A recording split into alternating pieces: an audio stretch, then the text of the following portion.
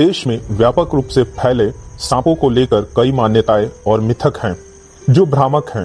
अनादिकाल से सांपों ने हमें मोहित किया है और हमें आकर्षित भी किया है। वे शानदार रूप से सुंदर तो हैं ही, फिर भी अगर उकसाया जाए तो खतरनाक भी हैं। वे जीवन, पुनर्जन्म, पुनरुत्थान, उत्थान, विनाश आदि का प्रतीक है। वे कई पौराणिक कथाओं और संस्कृतियों में एक महत्वपूर्ण भूमिका निभाते हैं। भगवान शिव और भारतीय पौराणिक कथाओं में कोबरा के साथ उनका संबंध व्यापक रूप से जाना जाता है। भगवान शिव के 3 सांपों में से प्रत्येक भूत, वर्तमान और भविष्य के समय सीमा का प्रतीक है।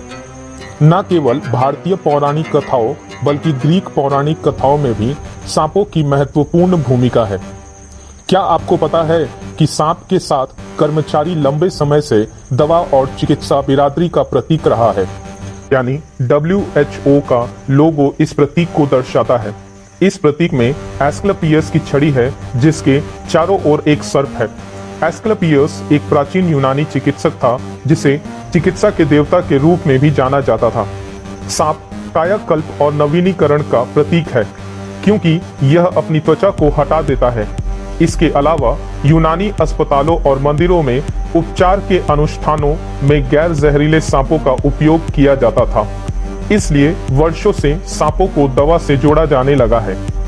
इन मायावी सरीसृपों के आसपास बहुत आकर्षण और जिज्ञासा है, फिर भी उनके आसपास काफी मात्रा में भय भी है।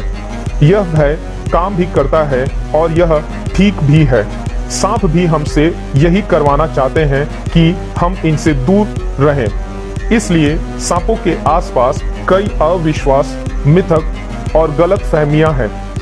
इनमें से अधिकांश मिथक सपेरों द्वारा आजीविका के लिए फैलाए जाते हैं। लोगों के बीच कुछ आम मिथक हैं जिन्हें आज मैं आपको बताने जा रहा हूं। Hello friends, welcome to my official YouTube channel Gurukul तक। पिछले वीडियो में मैंने आपको स्टार्स के कुछ फैक्ट्स बताए थे जिसे आपने बहुत ज्यादा पसंद किया। उसके लिए मेरे सभी व्यूअर्स और सब्सक्राइबर्स को थैंक्स। पिछले वीडियो की तरह ही इस वीडियो को भी उतना ही प्यार दीजिएगा और हाँ, लाइक, शेयर और रेड कलर के सब्सक्राइब बटन को दबाना ना भूलिएगा, जिससे कि मेरे आने वाले वीडियो के नोटिफिकेशंस आप तक पहुंचते रहें। चलिए देर ना करते हुए हम अपने टॉपिक की ओर डाइव करते हैं। मिथ नंबर 1, सांप अपने साथी की मौत का बदला ले सकता है। खैर, यह एक ही समय में दिलचस्प और मजेदार है। हमारे मीडिया, टेलीविजन और बॉलीवुड यानी भारतीय सिनेमा के लिए धन्यवाद कि यह मिथक आज भी मौजूद है। जाहिर है कि यह पूरी तरह से झूठ है। फिल्में या टीवी श्रृंखला आकार बदलने वाले सांपों या इच्छाधारी नागिन या सांप की कहानी दिखाते हैं। ये इच्छाधारी सांप एक दूसरे से प्यार करते हैं, गाते और नाचते हैं और अपनी इच्छा से सुंदर दिखने वाले इंसानों में बदल जाते हैं। साथी को किसी कारण से खलनायक द्वारा मार दिया जाता है और प्रेमी सांप हत्यारे की तस्वीर अपने दिमाग में कैद कर लेता है।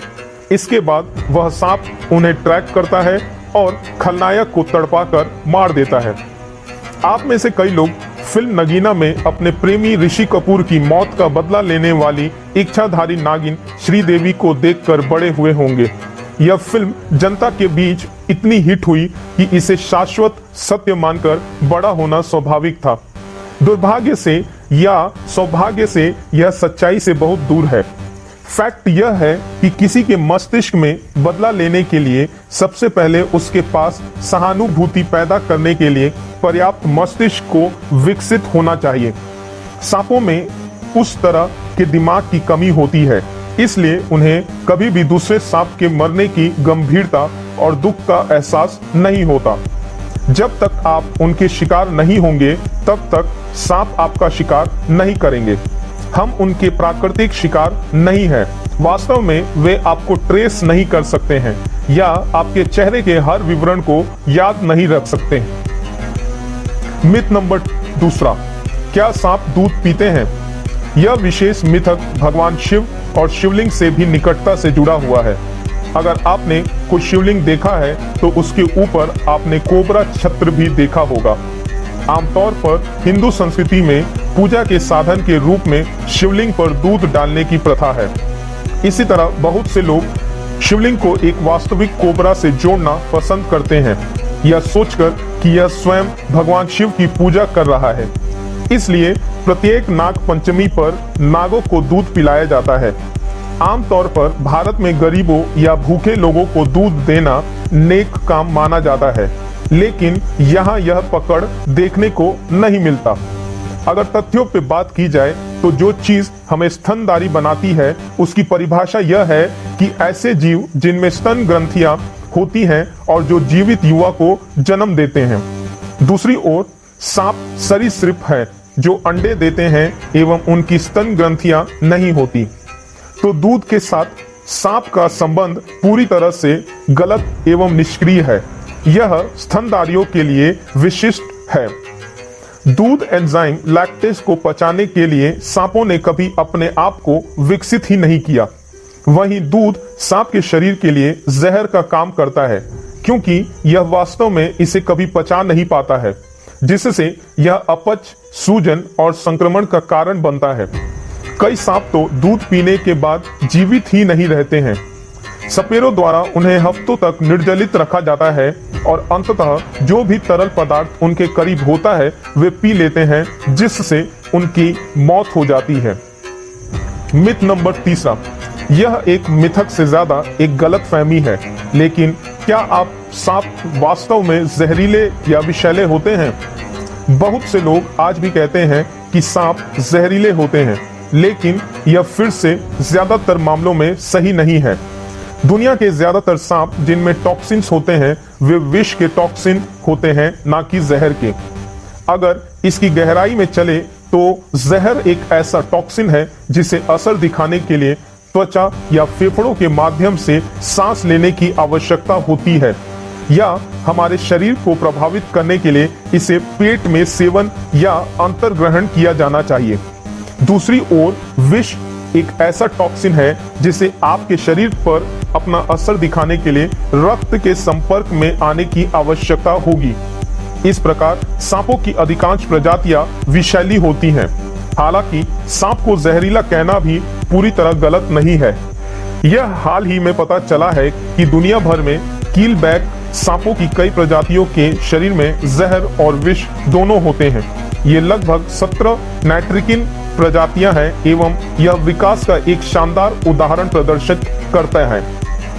मिथ नंबर 4, कई सिर वाले सांप। आपने शेषनाग या अनंत पौराणिक चरित्र के बारे में पढ़ा या सुना होगा।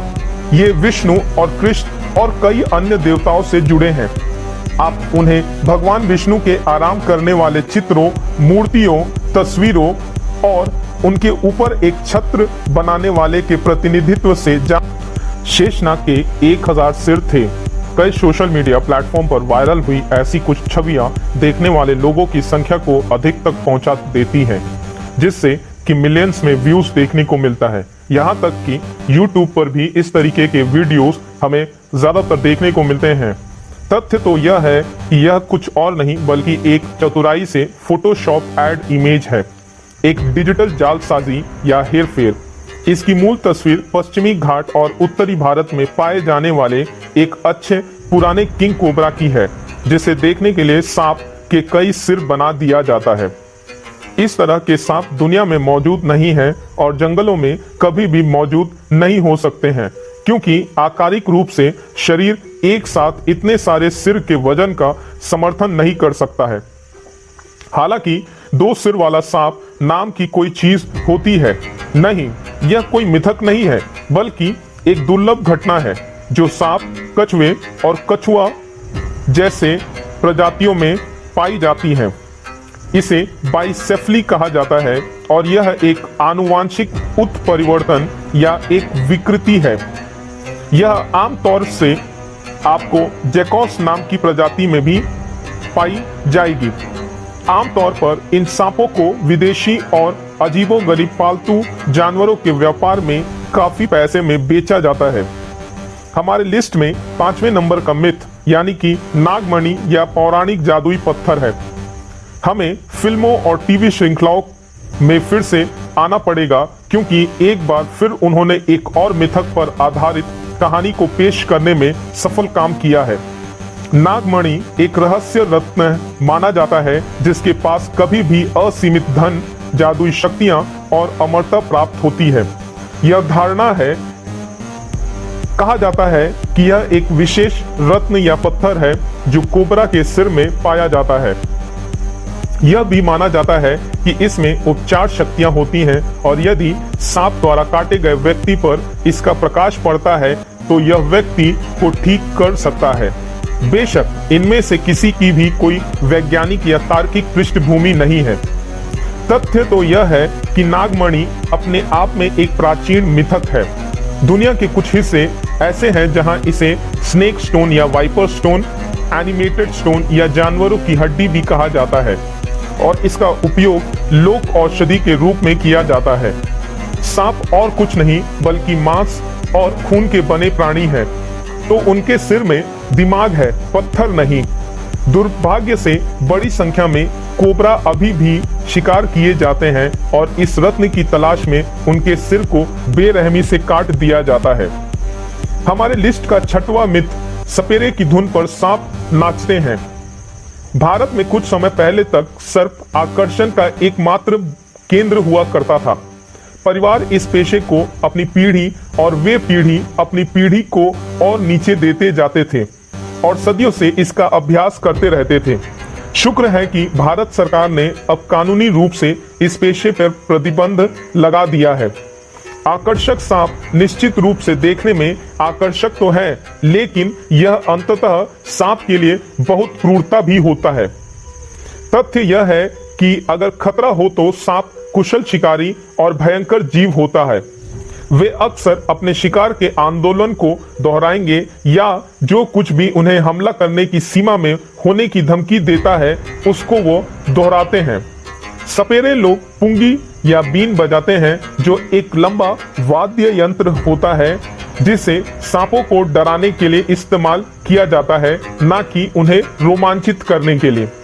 सांपों के पास सच्चे कान नहीं होते हैं और वे उच्च आवृत्ति की आवाज नहीं सुन सकते, हालांकि वे कंपन को अच्छी तरह से समझ सकते हैं और यह वही तरीका है जो सपेरे उनके ध्यान को अपनी ओर आकर्षित करने के लिए उपयोग में लाते हैं। वे जमीन पर अपने पैरों को तेजी से टैप करके कंपन पैदा करते हैं और बीन बजाते हैं, जिससे वह सांप अपने आक्रामक रूप में आ जाते हैं। मिथ्स की लिस्ट में 7वां मिथ है, सिर के आकार के आधार पर जहरीले सांपों की पहचान करना।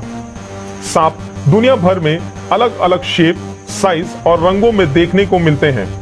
इन भव्य जीवों में अपने आप में अनूठी विशेषताएं होती हैं।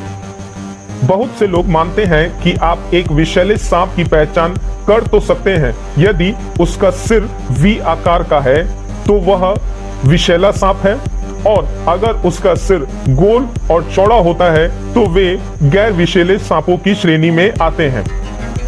मगर तथ्यों की बात की जाए तो सांपों की पहचान के लिए सांपों की आकृति विज्ञान और अध्ययन के लिए वर्षों की गहन समझ की आवश्यकता होती है।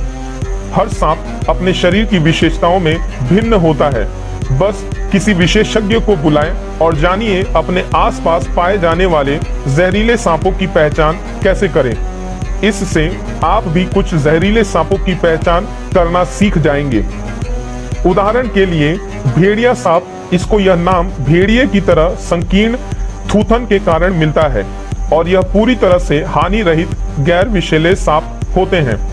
दूसरी ओर कॉमन क्रेट को अक्सर वुल्फ स्नेक के साथ भ्रमित किया जाता है, जिसका सिर चौड़े आकार का होता है और यह भारत के सबसे घातक, सबसे जहरीले सांपों में से एक है।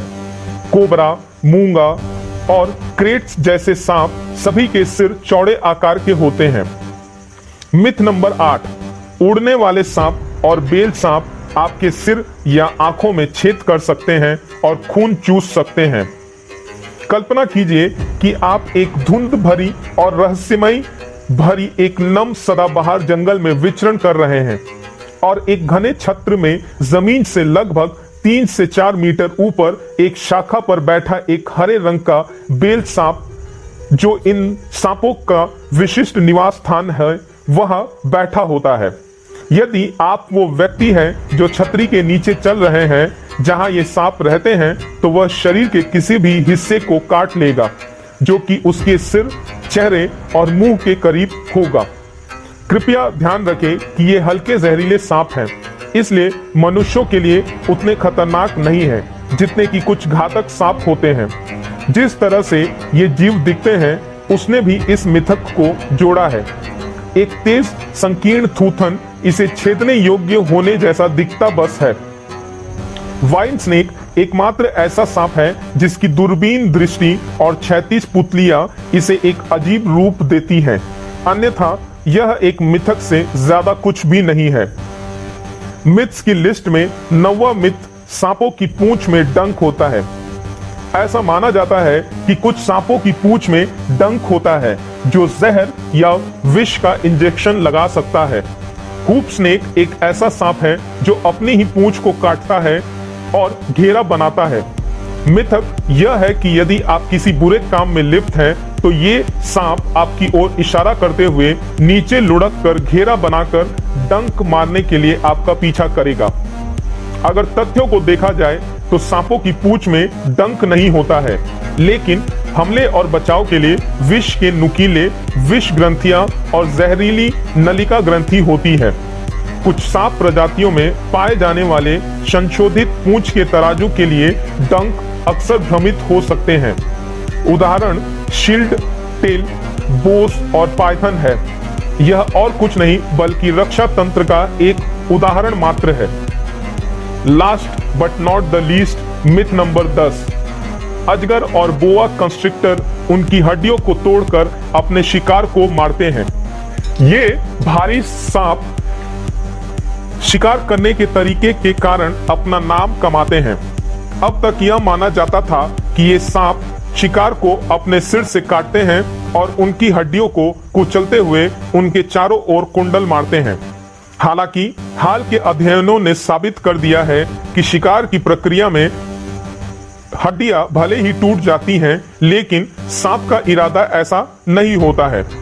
तथ्य तो यह है कि हड्डियों को तोड़ने से शिकार को तुरंत नहीं मारा जा सकता, बल्कि शिकार के पास सांप को काटने या पंजा मारने का एक उच्च मौका मिल जाता है। इसके बजाय वे वास्तव में जो करते हैं वह है श्वासावरोध या शिकार के चारों ओर कुंडलित करके रक्त की आपूर्ति में कटौती करना। इससे कार्डियक अरेस्ट की स्थिति उत्पन्न होती है और तुरंत मौत हो जाती है, जिससे सांप के चोटिल होने की संभावना कम हो जाती है। सांप पारिस्थितिकी तंत्र में एक महत्वपूर्ण भूमिका निभाते हैं और एक महत्वपूर्ण प्रजाति है। पर्यावरण के चेहरे से उन्हें खोने से संतुलन को विनाशकारी नुकसान होगा और इन आकर्षक प्राणियों के साथ सद्भाव में रहना हमारा काम है। सो फ्रेंड्स, आज मैंने आपके साथ सांपों की कुछ मिथ्स के बारे में बात की है। ये स्नेक मिथ्स की रियलिटी की जानकारी होना आज के जनरेशन के लिए बहुत ज्यादा इम्पोर्टेंट है, जो इनसे डरते हैं और इन्हें अपने बचाव या फायदे के लिए मारते हैं। अगर आपको मेरा ये वीडियो कुछ अच्छी नॉलेज देता है तो इसे अपने फ्रेंड्स के साथ शेयर जरूर करें और वीडियो को लाइक और सब्सक्राइब करना ना भूलें, क्योंकि यह मेरे लिए एनर्जी बूस्टर का काम करता है जो मुझे इस तरह के यूनिक कंटेंट्स पे वीडियोस बनाने को मजबूर करता है। If you have more snake myths that I have forgotten to include in this video, just share your ideas by writing it into the comment section. Thank you friends. जय हिंद, जय भारत।